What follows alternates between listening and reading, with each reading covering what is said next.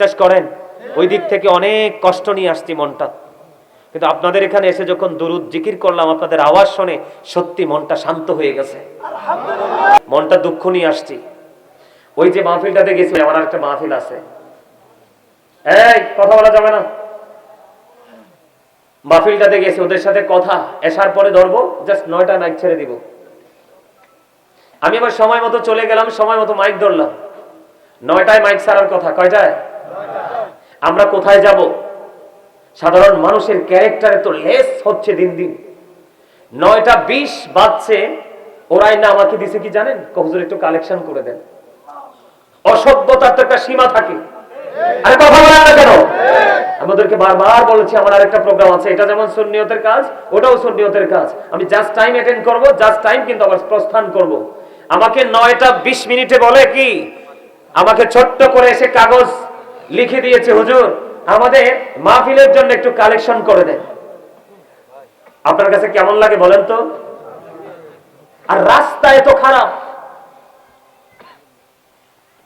পরে কি করছে জানেন?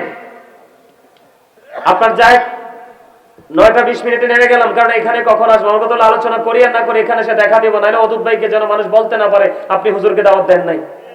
এটা কেন্দ্র করে কিন্তু গ্রামে অনেক মারামারি হয়, আর গ্রাম্য সোশ্যাল পলিটিক্স খুব খারাপ। ঠিক কিনা বলেন? খাক বা না খাক, দোকানে বসে মানুষের সমালোচনা করবে, মাস্ট বি। করে কি করে না? আমার উদ্দেশ্য হলো মাহফিলে যায় মানুষ পাবো কি পাবো না, কিন্তু আমি হাজিরা দিব আজকে এসে, কারণ আমার পুরো মনটাকে নষ্ট করে। সবচেয়ে কষ্টের বিষয় হলো এত কষ্ট করে দূর পথ ফাড়ি দিয়ে এতগুলো মানুষ নিয়ে গেছে, হাদিয়াটা পর্যন্ত দেয় নাই। নাউজুবিল্লাহ বলবেন না? আরে আরো জোরে বলেন না নাউজুবিল্লাহ, আরো জোরে। হাদিয়াটা পর্যন্ত দেয় নাই, এখনো পর্যন্ত ফোন পর্যন্ত দেয় নাই। এই মাহফিল দিয়ে কি লাভ হবে? কেন জানেন? ওই যে কালেকশন করে দেয় নাই। আপনি মাহফিল করে লাভ হবে কি?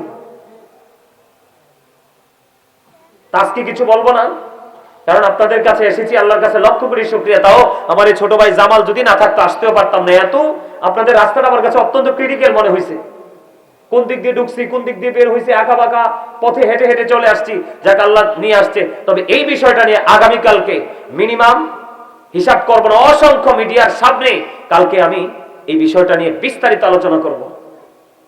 তাদের এই ব্যবহার নিয়ে সারা পৃথিবীকে জানান দিবে, এমন পচান পচাবো আমি তাদেরকে। এই গ্রামে যেন কোনদিন কোন আলেম এসে আর অপমানিত হতে না হয়। আপনারা বলেন আমার কি দোষ আছে? কথা বলেন। মাইক ছাড়ার কথা কয়টায়? 9টা 20 হয়ে গেছে। 20 এসে নামাজও থাক দূরের কথা, আমাকে বলো যে কালেকশন করে দিয়েছেন। মাহফিল কি ব্যবসার জায়গা? আমার কাছে তো মনে হয় ওদের এটা ব্যবসার জায়গা। যদি ব্যবসা মনে না করতো তাহলে তো আগে খামটা আমার হাতে ধরাই দিত। আমি ইয়ে দিব কোত্থেকে? ড্রাইভারকে ইয়ে দিব কোত্থেকে? ভাড়া দিব কোত্থেকে? আমার পকেট থেকে। এজন্য বললাম আলেমদের সাথে পথ চলতে, কথা বলতে মেপে সীমারেখা বজায় রেখে কথা বলা উচিত, কাজ করা হিসাব করে উচিত। আল্লাহ বলেছেন ইন্নামা ইয়াখশাল্লাহা মিন ইবাদিহিল উলামা। পৃথিবীর বুকে যত মানুষ আছে আল্লাহর কাছে সবচেয়ে প্রিয় হলো আলেমরা। তার কারণ হলো এই দুনিয়ার বুকে দাড়ি কমা ঠিক রেখে একমাত্র পথ চলে আলেমরা। এটা আল্লাহর কথা। কারা?